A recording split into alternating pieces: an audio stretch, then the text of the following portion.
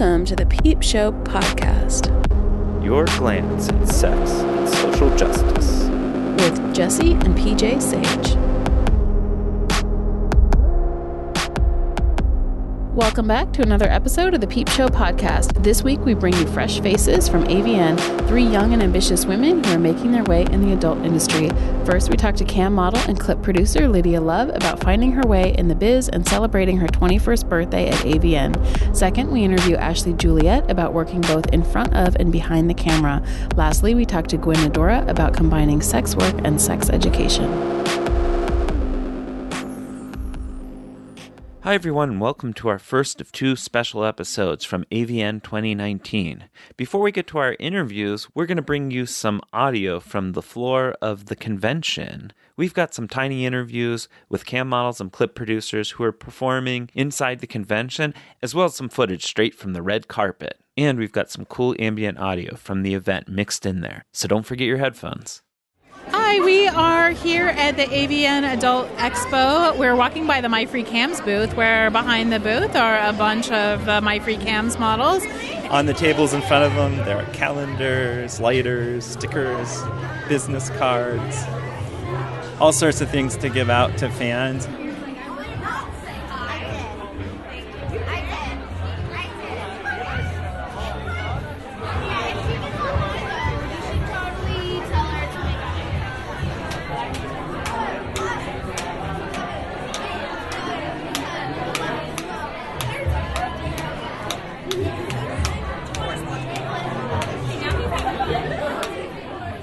I'm East Coast Allie. I'm from the Washington, D.C. area, and this is my first AVN experience. I've never been to Vegas, and this is my first time. I'm having the best time ever. So tell me, why did you come? I wanted to see what the industry was about. I've been a cam model for about 2.5 years, and I haven't been surrounded by other cam models, and being a part of something is just so amazing when you see what everyone's doing the same thing as you, and it just feels so comfortable, and it's so natural. I love it. What are you most looking forward to while you're here? Making friends, possibly doing some more content, and just learning more and more about camming. Nice. Where can people find you? I'm at My Free Cams. Search for East Coast Alley. I'm Felicia Fisher, here at the Clips for Sale booth at the moment. What brings you to AVN? I went last year and I had a really great time shooting with other models. I was really psyched this year to be asked to work at 2 different booths for companies I'm really proud to be a part of. So yeah, that's what I'm here doing now, working at the booths and shooting with models and getting drunk. That sounds fun. So what are you most excited about? I think I'm most excited about being at the different booths and connecting with the same models that I ran into last year, because I feel like it's really hard sometimes to see all the people that I want to see outside of like the Twitter sphere. So being able to be places like this and putting like a face to like these names that I know and like faces that I know, I guess, is like really, really cool. So meeting people, to make a long story short. Are you having a good experience so far? Yeah, it's been a lot of fun. Loving it. It's been good. Yeah. Awesome. Right. Where can people find you? You can find me on Twitter at LILMISS Fisher XO. Or Clips for Sale. Filthy Brat Felicia is the name of my store. I'm at feliciafisher.manyevents.com as well. I'm Frankie. I'm on Chatterbait as Radventure Frankie. It's my first time ever going to AVN. I just started camming less than a year ago, so I'm just a baby cam girl, and I wanted to come and see what this was about. Some of my favorite performers are here, so I wanted to come and say hello. And I've also never been to Vegas, so I made a road trip of it, and I'm having an adventure, and it's really cool so far. Wow, that's a big adventure. So what got you into camming? My husband showed me a cam girl, and he suggested that I might be good at this sort of thing. And it wasn't until years later that I actually researched it and decided to commit to giving it a go. And I'm really glad that I did, because it's more amazing than I ever thought it would be. Oh, that's so nice. So what are you looking forward to the most at AVN? You know, I don't really have any expectations. I'm just here to watch and see what happens and say yes to the next thing that happens and see where that goes. I'm hoping to learn some things from people who have been here longer than me and be able to take that back home and apply it, see how it goes. Can you tell me a little bit more about your experience with camming so far and why it's been positive for you? So me and my husband already have sort of a monogamish relationship where like our relationships with people outside of ours is negotiable. And so I see camming as a part of my sex life, and I have a lot of fun with it. And it's an opportunity for me to have really unique relationships with people that wouldn't exist otherwise, and that's really fun for me. Tell me about those relationships. Like, what do those look like, or what's rewarding about those relationships? Well, I mean, I get to present my best self, and they get to ask for what they want, and so like everybody gets what they want. It's really nice. I make real friends, and I adore them. It's like internet friends with benefits. It's just so much fun. I love it. And I get to try all sorts of crazy new things that I've never done before. I've done so many things that I never thought I would do, and I'm happy about it. So does your husband ever cam with you, or you just do it by yourself? He's been on a few times, but he's what we call a stunt dick, where he's not really a presence on cam. He's not a cam personality. He'll come in and he'll do his duty, and that's really nice. That works out really well. Where it goes from here, you know. I think that he'll get a little bit more comfortable as we go, but it's my thing. You know, he's got his business that he runs, and I've got my thing that I'm doing, and he's really happy that I'm doing well and that I'm enjoying myself.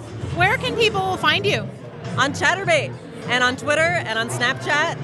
On Chatterbait, I'm Radventure Frankie. On Twitter, I'm Radventure Frankie. I guess that's all the same. On Snapchat, I'm RadFrankie108, and I would love it if everybody followed me on all of these places. Hello, I am Loretta Rose. This is my third year at the convention. What do you come for? Honestly, to be with all of my friends. I mean, it's just like therapeutic female energy to be around like all the other webcam models. It's just like the most fun time of the year. All that pussy up in you. I like that therapeutic female energy. Yeah. I would like to say that like I'm here to promote my business, but I'm here to hang out with my friends. So That's fair. That's also legit. Yeah, totally legit. Yeah. Can you tell people where to find you? yeah, I'm at the My Free Cams booth sometimes. Don't come if you want to see me because I probably won't be here, but if I am, that's where I'll be. I am Tiny Lil Faye, and I am Gag Me Ann. Did you guys know each other before you came here? Did you come together? Yes, we did come together.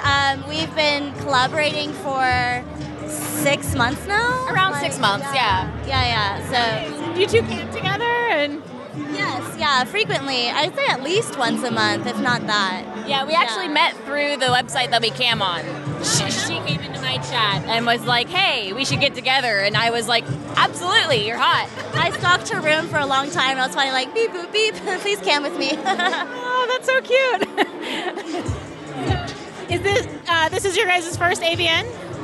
Yes, it is. It's awesome. It's a lot going on, and it's awesome. There's a lot of nice people. Everybody's been really nice and sweet, and finally starting to get what it's about and kind of like melding into it. It's really cool seeing like the range of other models. Like there's one of every niche here, and it's just really interesting to see the variety. Oh, I love that. Yes. I know. I think that too. There's like people from all walks of life here working. I love that, and it's the best people watching you could ever imagine. Better than the mall food court. I think that's safe to say. Yeah, way better. With all the TNA and awesome. What are you guys looking forward to the most here? Wow, well, a lot, really. I'm just glad that we made it here in the first place. I think looking forward to most is probably meeting new models. And also just kind of like making this a milestone as, okay, like I feel like a real porn star now, if that makes sense. I feel like a real model now. I went to AVN and I get to learn things and, do stuff. It feels a little less like me just like working from home and more like, oh, I'm a model. It's fancy. So really just networking with other models and learning and seeing and, learning, really. Where can people find you? You can find me at tinylilfae.com. That's tinylilfae.com. And you can find me at gagmeann.com. That's GAGMEANNE. And I'm also on Chatterbait. Now let's move from the convention floor to the red carpet. Oh my gosh. Yeah, for sure, please, Pirates. yes. Okay, this is amazing, your outfit. So, tell us your names and why you're dressed up as pirates. Oh, we're not dressed up as pirates. Excuse me. That's offensive.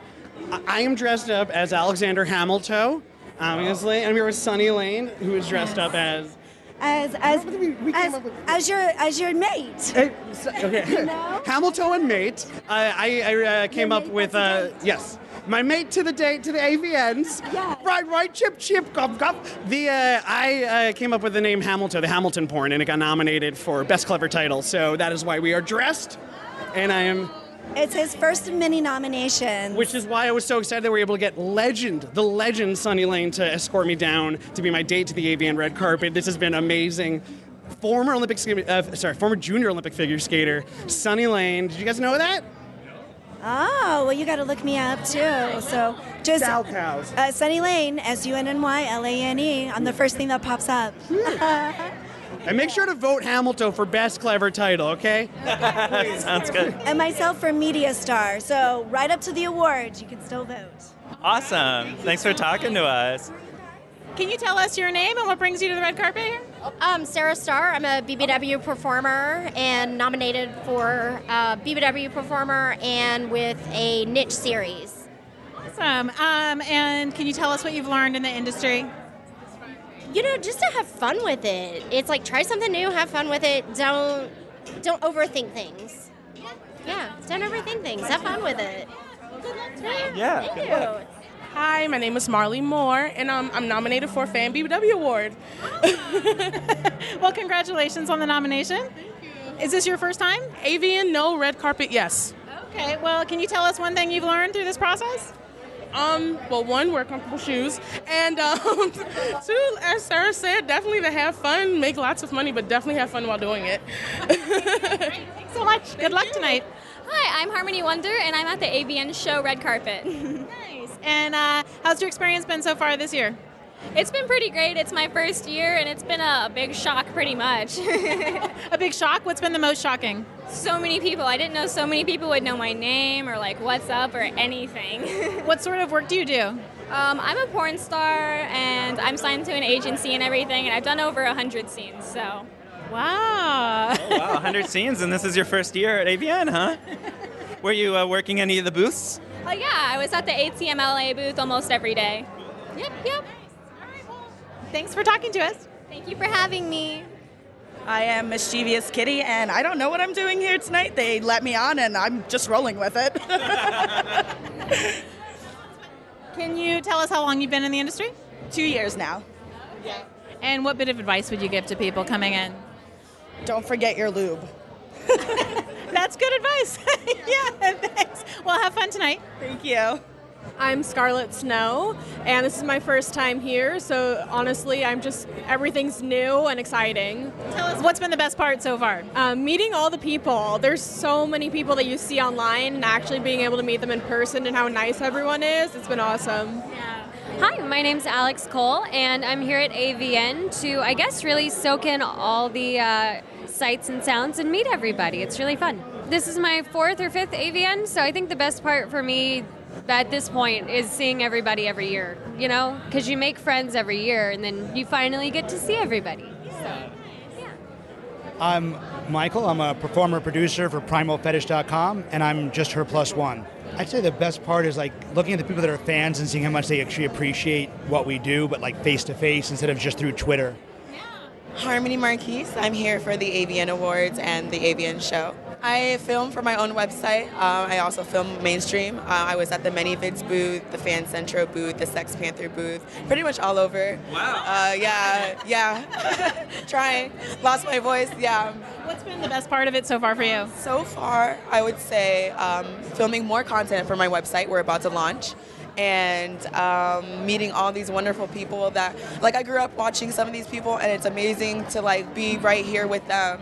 So I think that's the most exciting part for me is, like, okay, I'm here now, and, like, I think I'm one of you guys. So, yeah, that feels really good. It means I've all my hard work these past 5 years or so has really paid off. And that's it for our coverage from the floor of AVN. Now to our interviews. We're here with Lydia Love. We really wanted to have her on the show today because she celebrated her 21st birthday at AVN, which is so amazing. It's so amazing. The career that you've built at such a young age, I'm like astonished by what you're doing. Thank you. It's so great to be here. So we want to hear all about what brought you here and what the experience has been like. Well, I went to AVN's last year and I was brand new to the industry. It was literally my second month in the industry. I felt like a baby. I didn't know anyone. This year I had so much planned and it just happened to fall on my birthday. So I woke up on my 21st birthday in Vegas and it was crazy. I made the mistake of going to a My Free Cams party. Whenever the clock struck 12, everyone was singing me happy birthday, made me take shots, and the next day, I was dead. Until 4 p.m. when I had to be at the ManyVids booth, I was just, oh, okay, so this is what 21 is like. I definitely didn't drink the rest of the trip. You said that was the first time you've ever been drunk. Yeah, I've never been drunk like that before. Of course, I've been like tipsy, was a high schooler once, but I've never been drunk like that to where I had a hangover. It was intense. So tell us what the trip has been like for you this time. It's been good. It's been really, really overwhelming, but I love meeting my fans. I'm very surprised that I actually had fans come up to me. It was nice. And then I had a lot of supporters within the industry. That was good. And then this morning, I filmed my first Girl video, and I'm really excited for that. I'm excited to take this step in my career. Yeah, so tell us what that was like for you.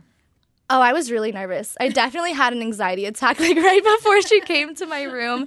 But it was with Mary Moody, and she's very experienced. She's very nice and friendly, and so it was a really, really good experience. Nice. You said this is your second AVN, and you've really been successful and kind of made a name for yourself in the industry within the last year. So how's the experience of AVN been different for you coming back now as sort of an established name? I feel like I'm a lot more involved in the industry this year than I was last year. Last year, I honestly kind of felt like a fan, coming here, because it was my goal to come to AVN's one day as a fan, and then I decided to come as a performer. So this year, I have all these things scheduled to do, and I feel like I'm actually a part of the industry now, and it feels really nice because this is where I wanted to be. Last year when I came, I was looking at all the successful people, and I told myself, this is going to be me next year. This is what I'm going to do, and I'm going to somehow make it happen, and I did. So it's like seeing my dreams come true. It's beautiful. It makes me really happy. Yeah, that's so nice to hear. It's actually really interesting to hear you talk about yourself as a fan last year. What made you interested in being in the industry? I've been interested in being in the industry since I was in high school. I told my first boyfriend, the second I turn 18, I'm going to be a cam girl. And of course, it didn't work out for me. I tried camming under a different name, and it just didn't work out. So somehow 2 years later, I'm here, and it just worked out for me. And I felt like it was an empowering job. I never looked at it like, oh, these poor girls. I always thought, oh my gosh, she's making money off of her body, and it's awesome. It's fucking badass. And yeah. And so I knew that I wanted that to be me one day. I always said, when I get older, I'm going to be my own boss. I just don't know what I'm going to do. And now I'm here, and I'm my own boss, and it's great. Where do you want to go from here? What are your major goals or plans? I go over my goals so often. It's hard to pinpoint my exact goals in this industry, but I just know that I want to be successful as possible. I want to grow my fan base in a way to where everyone that follows me and believes in me just knows that they are amazing people and beautiful.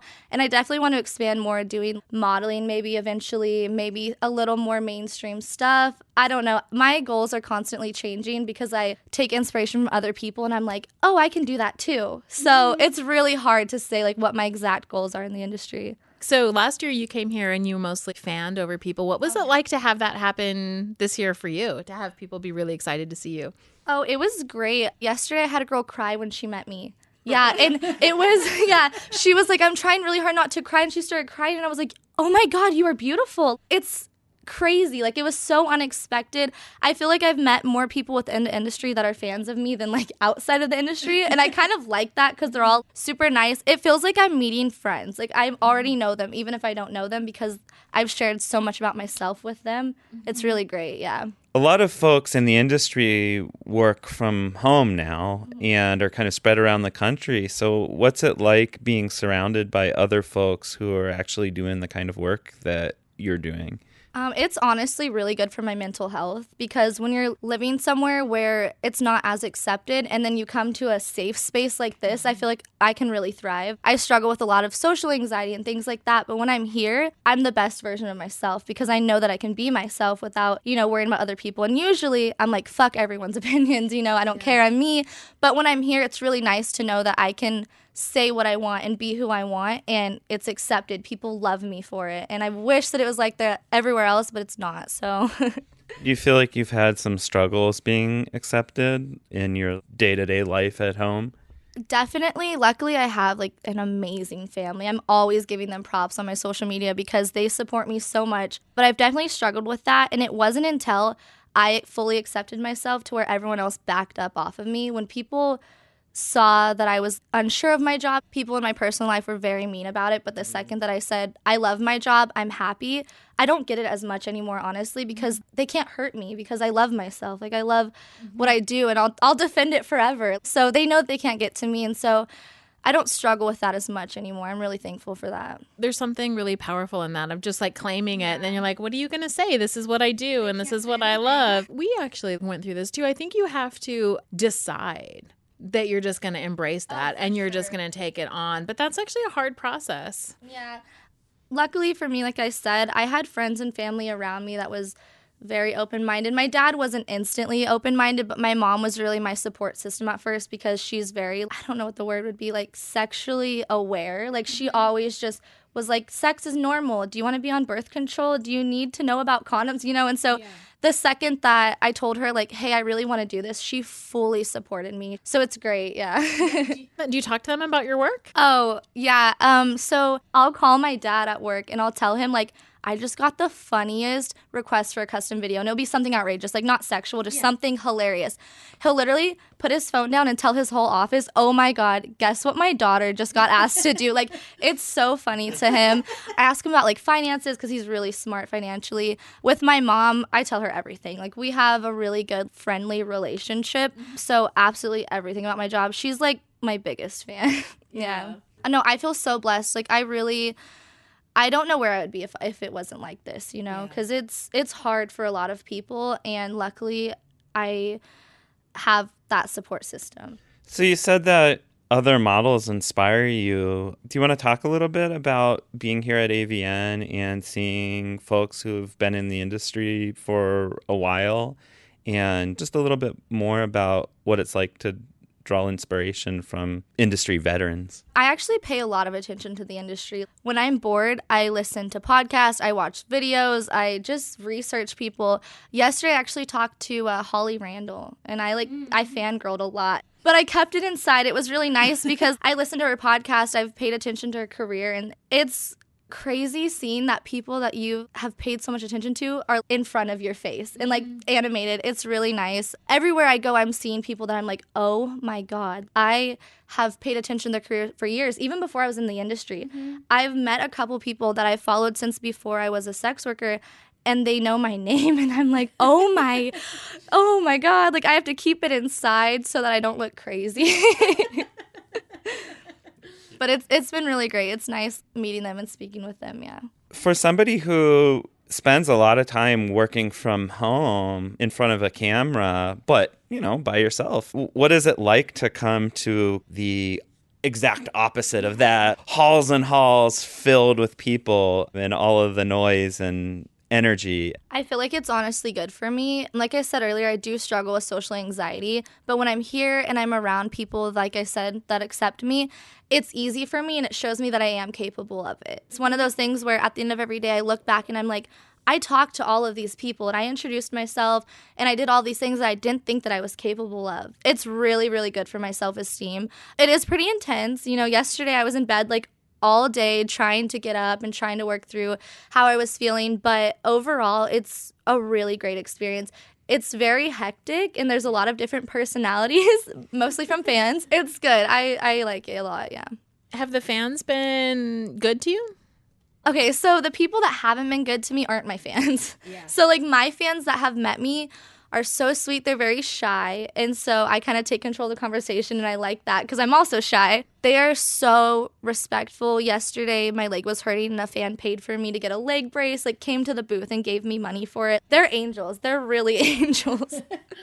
The other guys have been difficult to deal with. Yeah, especially because they serve alcohol here. So boobies and alcohol don't mix. Not at all.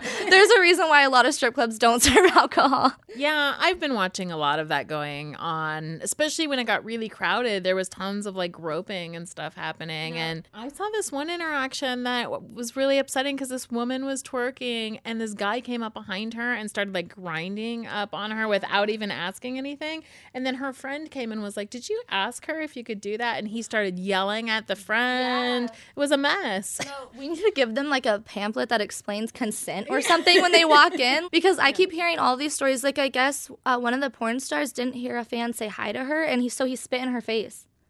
Yeah. What? Yeah, it was really sad. When I read that, I was like, that's assault. First of all, that's assault. A lot of these people just don't know how to act, and it's really sad. I've had a lot of drunk guys come up and talk to me. Now, luckily, I was a stripper, so I know how to deal with men like that are overly aggressive, and I just got away from them. But a lot of girls don't, and it's probably scary for them. It might deter them from coming back. But I think just always have a friend with you. You know, I don't walk anywhere alone because of that. Yeah, I mean, in an ideal world, we could use a convention like this as kind of a teaching environment, right? Like, for people to learn how to practice consent in a healthy way. But I'm not entirely sure it would look like. They do have rules posted, which is a good step. When we came as press, they made us sign behavioral contracts that says that we won't touch or harass models. Can't they just make the patrons do that? They really should. My free cams had us sign like I don't know what it'd be called, like a model behavior form or something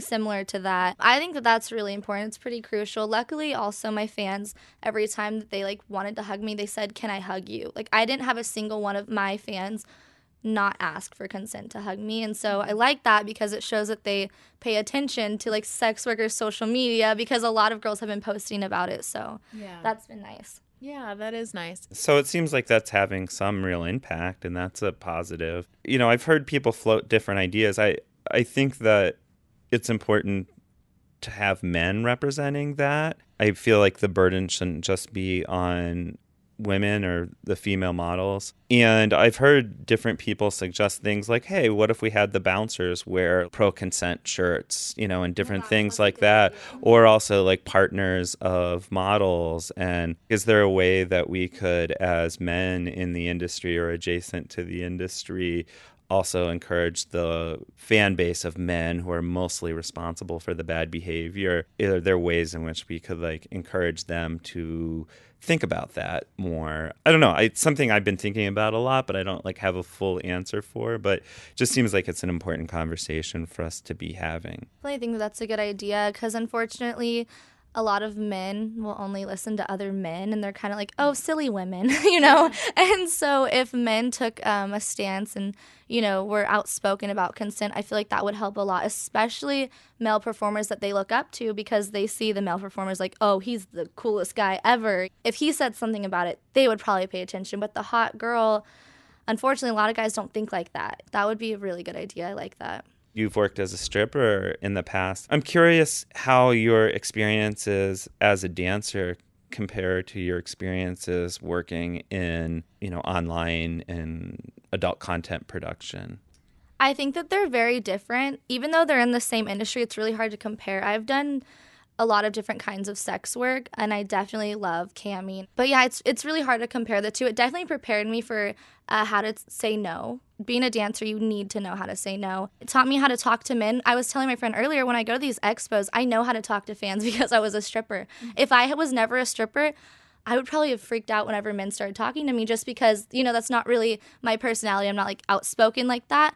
And so since I learned club behavior, how to talk to them, how to flirt with fans, it's helped so much at these expos, really, because I'm not scared when fans talk to me. I'm not like awkward. I'm, like I said, I'm the one that takes control of the conversation because I know how it goes, and I love talking to them. You know, it reminds me of being a stripper. Like being here, it makes me miss being a stripper because I realize like I really do love the human interaction part of sex work. Being in my room alone is fun, but I also love people and I love making them happy. So where can people find your stuff?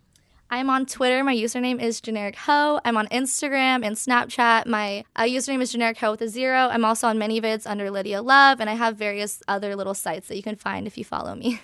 So I'm going to totally embarrass myself. I was going to tell them this story off air, but go for it.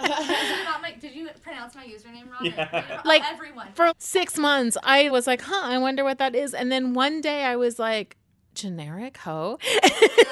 A lot of people say it's like generic Choey or Gene Rich Ho or something weird. I actually made my username that because before I was in sex work, actually, I got a hate comment and it said, "You're never going to be anything but a generic hoe." And I was just like, fuck yeah, I'm a generic hoe. Like, I'm going to own this title. Thank you for giving it to me. Yeah, I think it's great and I think it's really funny. But for whatever reason, I was like, how did I not understand that for the first I feel like generic hoe has like become my brand. People call me that. Like fans, oh my gosh, they'll come up and be like, generic hoe. Wait, what do you go by? And I'm like, Lydia? Like, but okay, generic hoe works. Or they'll apologize. They'll be like, generic hoe. Oh wait, I didn't mean to call you that. And I was like, no, I call myself that. It's okay. Like, call me a slut. Like, I call myself that. It's okay.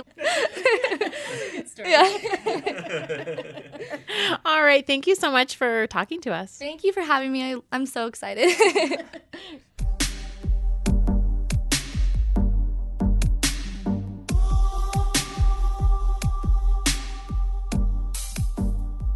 We're here with Ashlee Juliet, who is a photographer and videographer. Can you tell us a little bit about yourself? Hi, I'm Ashlee Juliet. I first started sex work by doing kick sessions and Skype shows, and then I got into making my own videos. Started out as custom videos, and then I was like, why don't I resell all these videos I have? So I made a ManyVids page, and I had all these cool video ideas, and like I wanted to do all these hot nudes, but I think being in front and behind the camera is very overwhelming for me. This year, I'm focusing a lot on, I'm hoping to get into mainstream so I can be in front of the camera and not do everything, but then I'll have the financial backing to officially get into producing, and I'm doing photography. I'm here at AVN's. I've done about 15 photo shoots in the past 3 days of sex workers, all sex workers. So I kind of do it all. Yeah. So what has this transition been like to move over to the production side? I'm super excited. I miss being in front of the camera sometimes, so that's why I am excited to hopefully do more mainstream. I went to XBiz and I've talked to a couple companies about shooting. I'm really excited because I feel like a lot of the mainstream, especially non-super kink videos, they hire a lot of the same girls. I feel like a lot of new girls love coming up to me and talking to me at XBiz and AVN.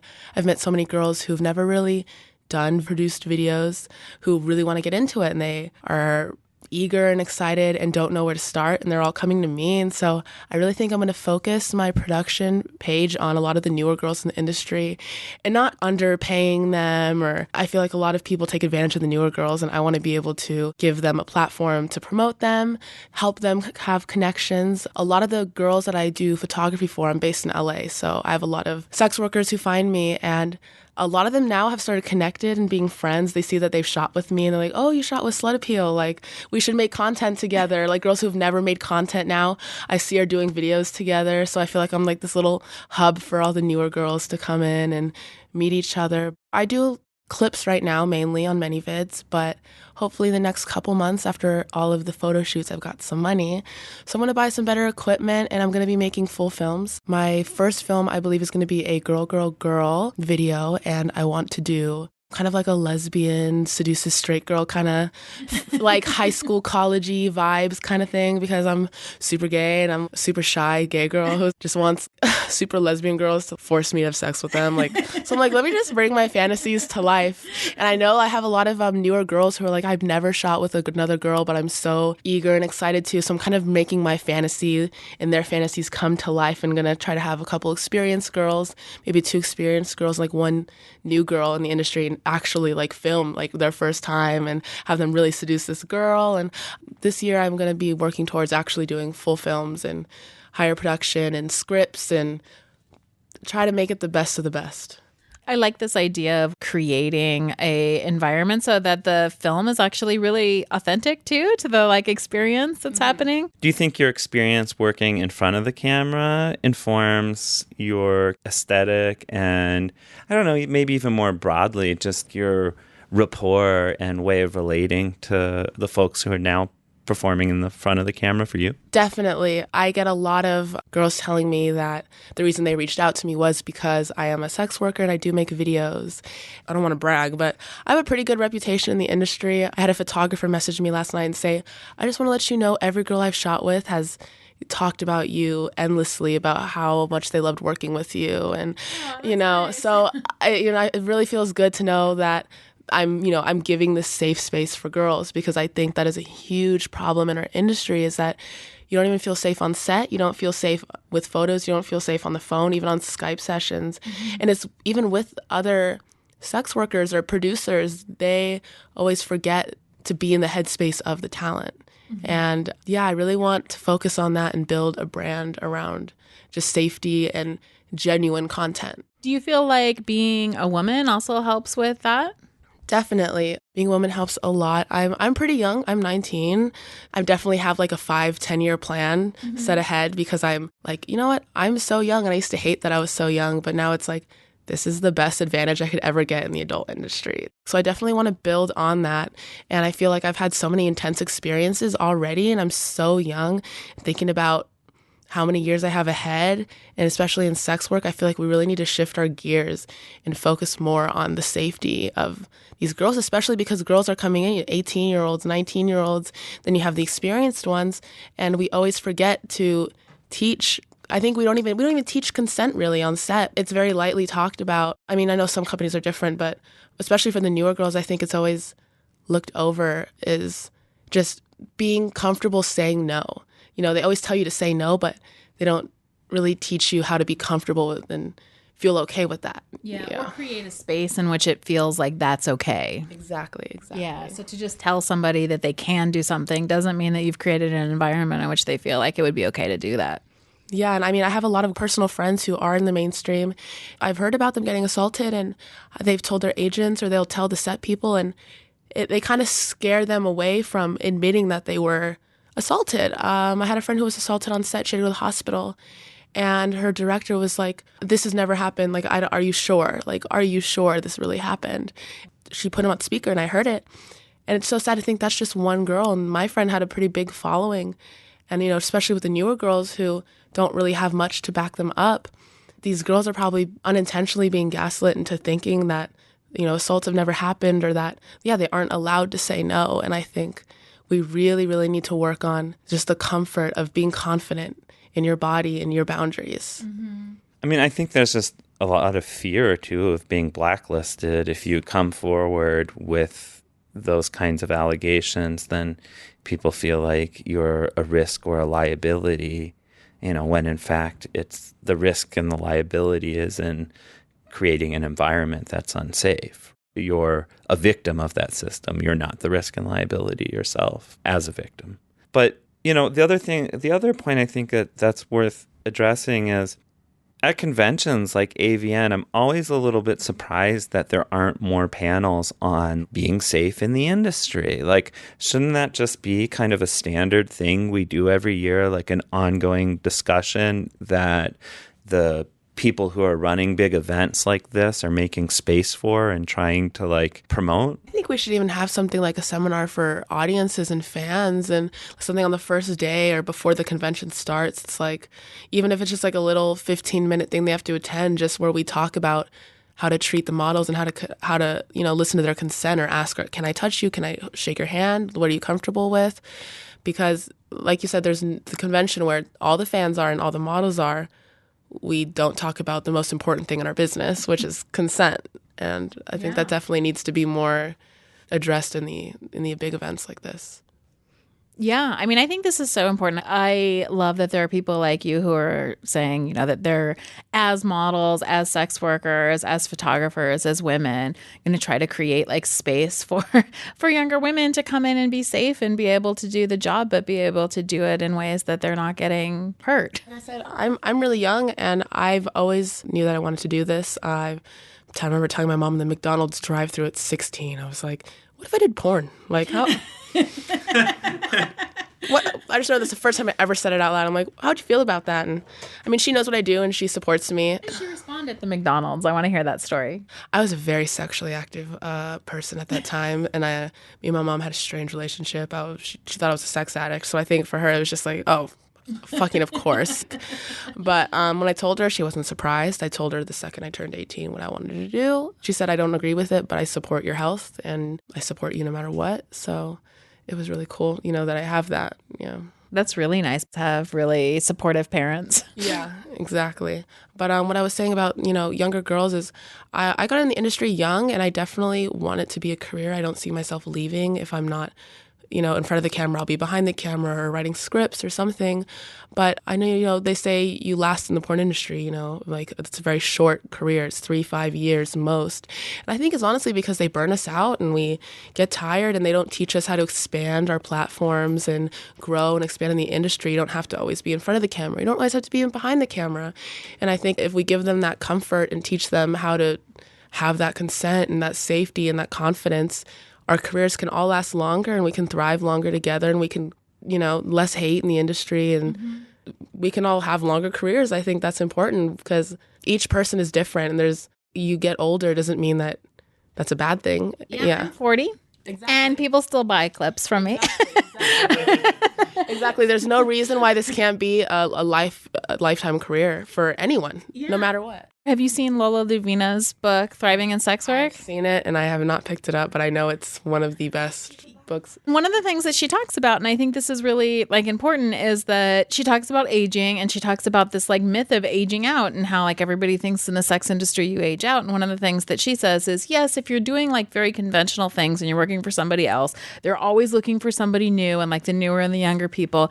But if you're willing to do your own production or be a cam girl, but do that on your own, or do escorting, or do whatever it is that you do, but like build your own clientele, there's always going to be people who are into you, you know, at every stage, because not everybody wants somebody who's 19. When you're 60, that might not be relatable to you anymore. So like they may want to be with someone their age. Yeah. And like you said, with just how very mainstream sets, you know, they always want new talent. They just kind of, they hire you and then boom, they're done with you. And that's something that I think needs to be changed as well. Just because you hire them one time, I think it's important we are an industry that really is like a family, and we really need to stick together. And with me, I don't want to just work with someone and then never talk to them again, you know. Mm-hmm. I want to help them. Oh, like I heard this person needs a model for something here. Like, let me help you out. I think more production companies and people behind the camera need to help the models. I mean, it's not even help because you have so many connections. If you hear someone say that they need something or need a girl, or, you know, why don't we, as people behind the camera, help these girls get, you know, safe connections and work with other companies? And I don't think it should be this chewing up these girls and spitting them out. You know, it should be helping everyone grow together, because, you know, if you help them, they're going to help you. And you don't know how big these girls will get. Some of those girls that those companies chew up and spit out end up being huge. And then those girls don't want to work with those companies anymore because of how shitty they got treated. Right. You know, and I think it's important you don't know who's going to be the next big thing. And regardless if someone's going to be big or not, I think we need to respect everyone, you know, equally and help each other. That's probably a good note to end on. Where can people find your stuff? Slut Appeal on everything, Instagram, Twitter. I have a website on slutappeal.com. You can find all of those. I also make dick candles, random fact. It's another, it's a fun hobby. So I make dick candles. You can find my videos I make of other girls, my photography, all on slutappeal.com. Great. Thanks so much for chatting with us today. Thanks for having me. It's been awesome.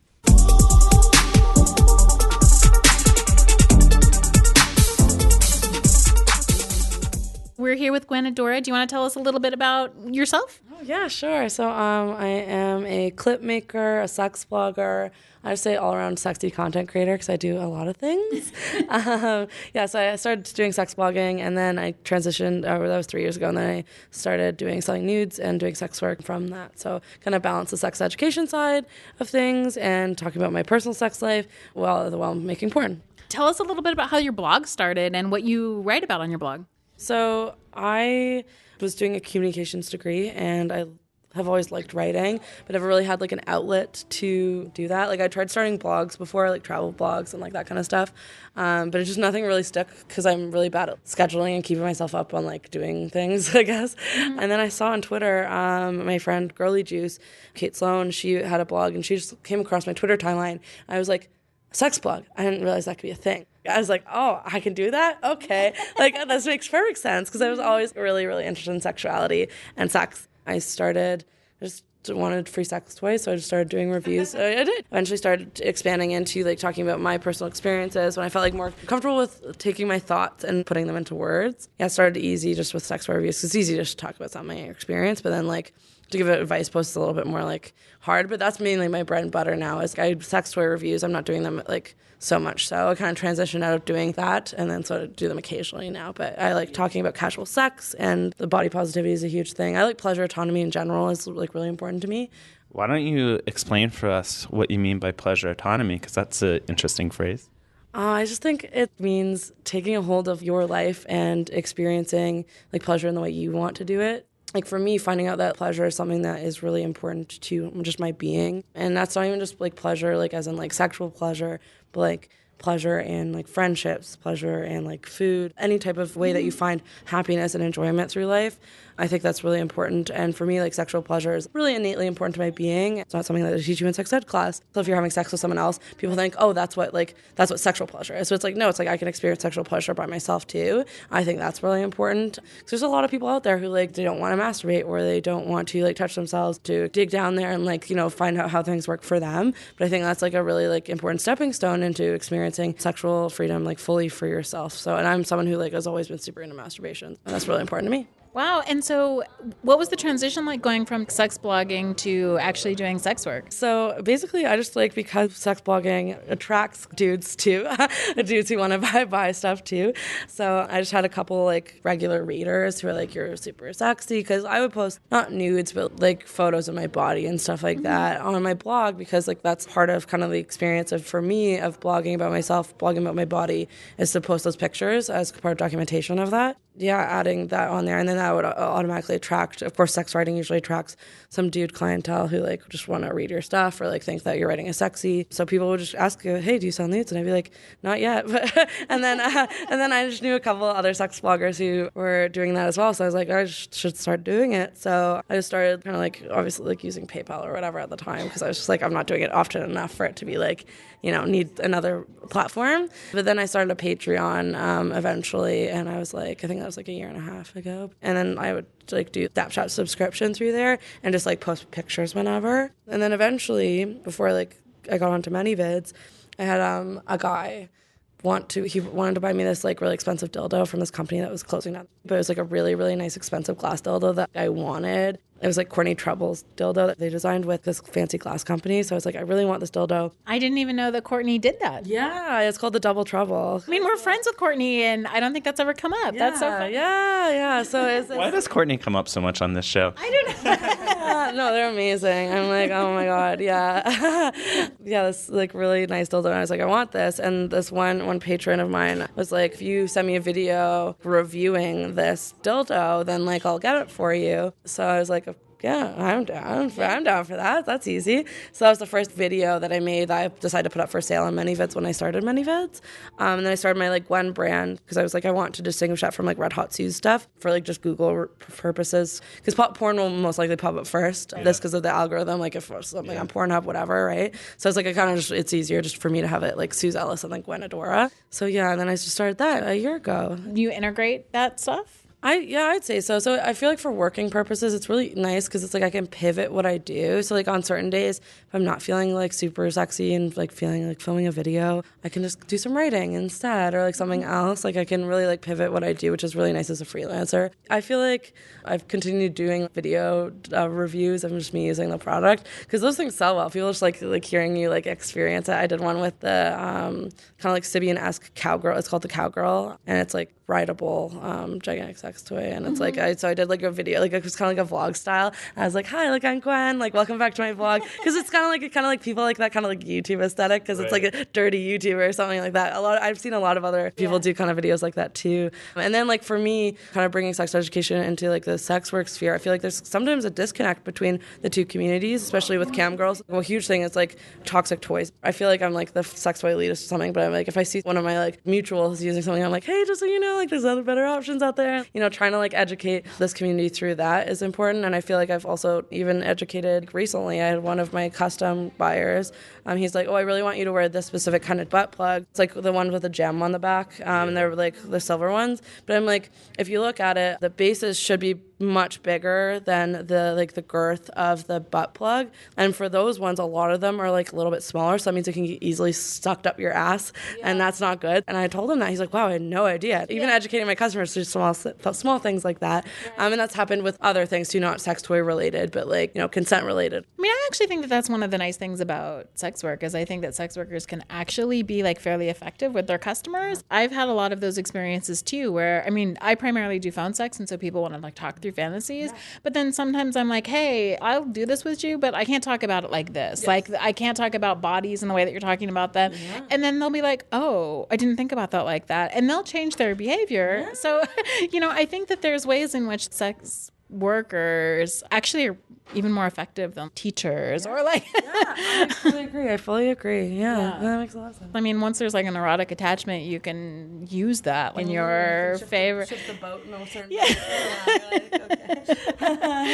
So that's one of the reasons I think your career is interesting too. And it feels good kind of like in sex education spaces too, because there's a lot of talk about allyship to sex workers and stuff like that, but a lot of times the mic isn't necessarily in the hands of sex workers, and like there is a lot of sex education sex workers, and like it's very blended sometimes in that sense. But if I'm in like a space like say like at the Woodhull Sexual Freedom Summit, there is like a lot of sex workers there, but not compared to like sex educators. And if I go into these spaces, there's not a lot of sex educators. So sex workers are doing the work to show up for sex educators, but sex educators aren't doing the work to show up for sex workers. Something I've noticed a lot too. Yeah, I think that's right. Yeah. And there's some sex educators. There's some sex educators who call themselves sex workers, not because they are sex workers, but because they deal with sex. And I'm like, that's not good. I've heard sex toy salespeople call themselves sex workers because they're showing people how to use the toys, but not even like how to use them. But like, here's the toy, here's how it works. I'm like, no. You can be both, but just because you're a sex educator does not mean you're a sex worker. And I think that's an issue, Yeah, well, you're not negotiating the same sort of relationships and boundaries and erotic attachments. And there's all sorts of things that sex workers do and stigma. That's the main thing. I'm like, sex educators are so much like, and even for me, noticing the transition, I was much more accepted by people in like my like everyday normie life as a sex educator versus someone who's open about being a sex worker. Yeah, I think that's a really valuable, I don't know, story or narrative to have that perspective, because probably not many people have made that transition. I mean, I'm sure there's some. I think it's helpful to think about why is one thing so stigmatized and the other is at least like begrudgingly accepted by society, you know? Yeah, completely. It's like one's like academic and the other like that. Yeah, that's really what it is. It's down to like they're like, ooh, we can go to school to be a sex educator. So it's like it's like a sex negativity too. Like, well, people aren't getting off by me like talking about this. And if you're getting people off, then that's much more stigmatized. Yeah, for sure. Or like off directly. There's obviously sex educators who teach people how to get off, but like it's not in a sense that's like the person's getting off right there, like in the room, you know? So there is like definitely a blend, especially because like if someone's like demo bottoing or something, like I've known people who've been like a model at a fisting workshop to be the person who's being fisted. That person, there's kind of like blurred lines in that sense of like, you know, what is that just like a performance piece? Like what's that like, you know, that kind of stuff. It's also education, it's also sex work. So it's like, I don't know, that's interesting too. So there is some like blurry lines for sure, but like I think most of the time, clear distinctions in my opinion. Yeah. I think that's all like really, really interesting. I actually think that the way that you said it in terms of it being like academic is also interesting because there's a detachment in the education when it's more academic, and there's like a messiness in sex work. For sure, because it's just like so many little like, I mean, sex workers are mainly independent. It's not like you're going to sex work school. It's like, yeah. Yeah. I mean, I would be happy to live in a world where there was more workshopping and education for sex workers. But, we also live in a world where whoever arranged those would get arrested for trafficking, right? I mean, it's like kind of tongue-in-cheek, but actually in reality, the Desiree conference got shut down this year, right? Out of fear relating to FOSTA SESTA. It's not just that it doesn't happen, but it actually can't happen. The powers that be have decided to, essentially criminalize education for sex workers, even if it's just like harm reduction. I mean, I don't want to sound overly sensationalistic or fear-mongering, because in fact, a lot of us are still doing some harm reduction work within the community, but the fear is real. The fear is real that, one day we're going to get targeted for, quote unquote, promoting or facilitating prostitution just because we're trying to make sure that people don't get disease or, get bodily injury or assault. So I think that's, question is like, what is society doing, or what barriers has society erected against this sort of education, and how do we overcome them, I suppose? Sure. I feel like we're still figuring that out. It's like everyone's just kind of like scrambling right now to be like, oh, cool, because like things just keep just popping up out of nowhere that we have to like run around to try to make do and survive, which is unfortunate, but it's just a reality of what's happening in today's political climate. So we talked a bit about sex positivity, but like another dimension of your work is also body positivity. And do you want to talk about your experiences and efforts with that? Sure, yeah. So actually, like what I wanted to do originally when I started was I wanted to start a body positive Instagram page, which immediately got shut down. And that was like a really long time ago, like when like they weren't as harsh as they were today. But like being like a fat person, I didn't see like a lot of talk about how being fat relates to having sex. And for me, that's something that like has always not been a challenge, but like it's like something that definitely adds to like my experience as a sexual person. So I've always been fat, and that's how I navigate the world, is through a fat body, and especially with sex stuff, especially because a lot of people either fetishize or stigmatize fat bodies in sexual spaces. And I was like, this is like something I just got fed up. Like I was like, I need to talk about that stuff. And not even just like body acceptance of myself, because I do talk about that in certain areas, but how people have treated me in like sexual circumstances because of my body. They either they fetishize you in a certain way, kind of like a sex object. And there's like, that stigma that's like, oh, like fat girls are really good at giving blowjobs because like they don't get fucked. What's that about? Why is that like a stereotype? Because like we do get fucked. It's just like people don't like being open about it because they didn't want their friends to know that they fucked a fat person. Yeah. And even still in my dating life, if I meet friends of like someone who like I'm fucking, like it's just in my head, like and I shouldn't be thinking this, but I'm like, I like that my partners are so like open to their friends that they're fucking someone who's fat. That's still a little bit mind-boggling to me, that I'm like, thank you for doing that. Which like I shouldn't be that surprised, but I am, because it's like, it's just nice to be like, wow, like look at you, you can stand there. Like you love my body so much that you're not like embarrassed by it with your friends, and your friends aren't affecting like your view of like what kind of bodies you like. Yeah, have you found that there are a lot of men who are really attracted to fat bodies but hide that? Yeah, for sure. When I first started sleeping with people, I definitely like felt that like that's definitely incorporated into why I wasn't really like going anywhere with dating, and like because I was just like fucking people. I definitely enjoyed a lot of it, but there was some circumstances. Like I remember I went to one guy's house to hook up with him. Just the way he was grabbing my body, he was like just like squishing my rolls, and it wasn't even like a sexual way. Like it was just like squishing my fat while we were like he's fucking me. It just didn't feel good. I was like, why would you touch anybody like this? Like I was like, I get that you're clearly fetishizing my body right now, and it's okay to be attracted to me, of course, but just the way he was touching me, I was like, you're just objectifying me right now. Right. It sounds like he had no like concept of your pleasure or in his mind. Yeah, and like clearly the way the rest of the date went, he just came really, really quick, and then he wanted me to sleep over after. I was like, no, take me home. I was like, absolutely not. He's like, you don't want to stay? I was like, no, that's literally the worst sex I've ever had. Please stop. Yeah, I don't know. Like, there's like, luckily, like recently, I've been like a lot more selective with people. I call myself a selective slut. I only really want people who are gonna be like here for me as a person, and that's kind of like, sure, if everybody did that, they'd have probably better sex eventually. But because like you clear out the lesser people you're sleeping with, the less options you have to have bad sex. But in recent years, my sex life has been pretty good, and I haven't been fucking people who have been shitty about my body. It's usually been people who like really, really appreciate it. And even though if I know that their preference is for bigger women in general, it's not in a way that makes me feel like I'm a fetish to them. It's kind of people have preferences for brown hair or whatever. It could be like that. I have preferences for like dudes with beards. Like it's not like I'm fetishizing them. Like, what are the main differences between them? How can you tell that? I don't know. It's just the way they touch you. I know it sounds so weird. It's just the way they handle you and the way they talk to you. I can't even describe it. But it's just like, I just know. It's like a weird spidey sense, and I'm like, oh, I see how it is. Or yeah, just even out on a date, it's the way they talk to you, like at dinner. Like, if they bring up your body, especially like really quickly, sometimes they even mention it. They're like, I love curvier girls. I'm like, why do you guys like say that? I'm like, okay, like I already know you matched with me on Tinder. We're here on this date. Clearly, you like my body. Like, why are you saying that right now? Just so weird.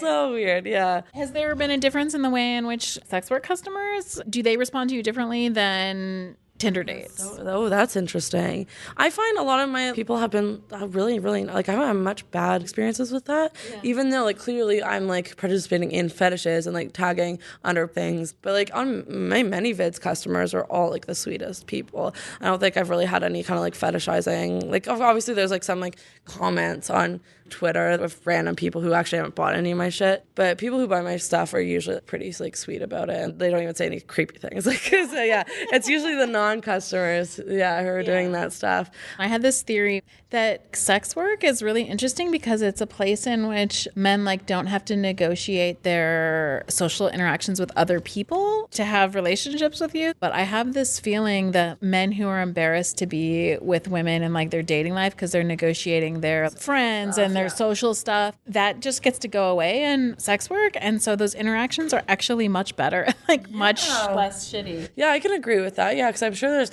sure there's customers that I've had that like maybe don't like date people who are technically BBW like in person, but they'll like buy porn for it. Not that I know of, but I'm sure someone like some, because there's like, I'm not close with everyone who buys all my videos. Like sometimes just random people, I never hear from them again, right? Yeah, that's an interesting point though. Yeah. And just like any type of porn consumption, you can do it in private. So it's like anything from any whatever fetish you're into, like you can watch it and like there's no consequence to like your friends finding out or blah, blah, blah, that kind of stuff. Yeah. One more question. We talked earlier about pleasure, and you're talking about pleasure autonomy. And I was thinking something interesting about the idea you raised that we kind of need to value our own pleasure and think about that and have a language for talking about that. I think that's something we run up against, and you in particular, Jesse, run up against in your writing. A lot of times when we write about issues of like sex positivity or body positivity or cover them in the podcast, not so much the podcast because people actually listen to the podcast are like already. No, anyone who's listening to a sex podcast is already pretty like on the ball with sex stuff. Preaching to the choir. But preaching to the hoe choir is what somebody else said recently.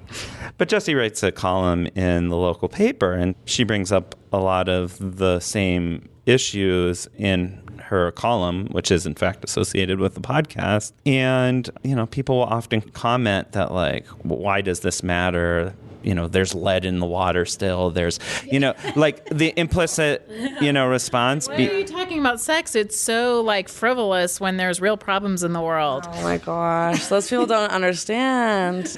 Because like, I don't know, sex is so like, it's an important part of life. And I feel like people, they're like, especially with like even education stuff, they're like, yeah, I already know how to do sex. And it's like, there's so much to learn. People like assume that because I fucked someone once, like I know for the rest of life, this is how it's going to be. But I feel like sex, it can be a recovery thing for a lot of people. I think, I can 100% think it can be a channel. For me, it's like something that I can escape from reality. Because like, it's like, obviously there's big issues out there. But I think sex is like an issue in itself. Like, or not an issue, but like, it's something that deserves like attention as well. Sex is healing. It's an escape. It's something that can, help people through a lot of things.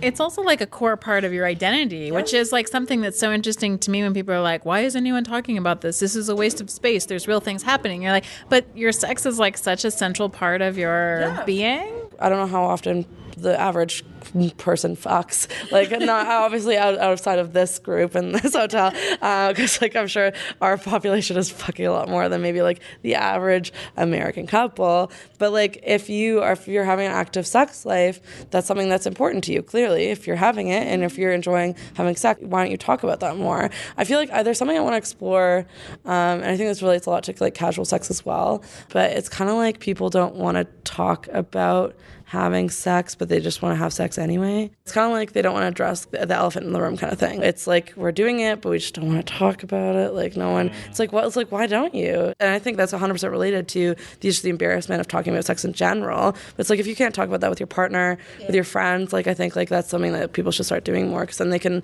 explore and get like more into it. And it's like maybe this is why that thing doesn't work, or like maybe this is something that can work for you. The more you talk about it, the better you get at it. Have you read? I mean, this is a slight divergence, but I think it actually goes along with the theme of what you were saying. Have you read Alana Macy's Against Chill? No, I haven't. Oh, yeah. Oh, I think that you would be really interested in it because she's talking about casual sex and casual dating. I definitely have read that. Yeah. But yeah, I mean, it's really good because one of the things she talks about is the fact that nobody wants to talk about what's going on in the dynamics, and you have to pretend that you're completely exactly. You're oblivious. Yeah. I want to talk about that more. But yeah, even with like I noticed this a lot because I've had a lot of casual sex in my life for a lot of people, and I think especially for like people socialized as men, it's like this idea that's like, oh, no one should be like addressing this because it's like sexier in a certain way that you don't talk about it. And it's like, what? Let's talk about this. Like, I don't know, if you can't show up tonight, like just say something to me. You don't like just ignore it. The more you talk about it, the better we get at it. If you have something that you want to explore with me, let's do it. Like let's talk. Like bring it up. If you don't bring it up, nothing's gonna happen. And it's like, and I'm a really non-judgmental person, which I feel like that's a lot of in people's minds. People get anxious and they're like, my partner's gonna judge me for this. But talking about things makes people less judgmental. So it's like we just gotta be open. Communication is the best sex advice I can give to anyone. Because that's the only way you're gonna get to awesome things. Yeah. Where can people find your stuff? My blog is redhotsues.com. I'm Red Hot Sues on Twitter, not on Instagram anymore because I got taken down. If you want to see my porn, it's Gwen Adora on Twitter and Gwen Adora on ManyVids. That's me. All right. Great. Thanks so much for chatting with us today. Yeah, thank you so much for having me.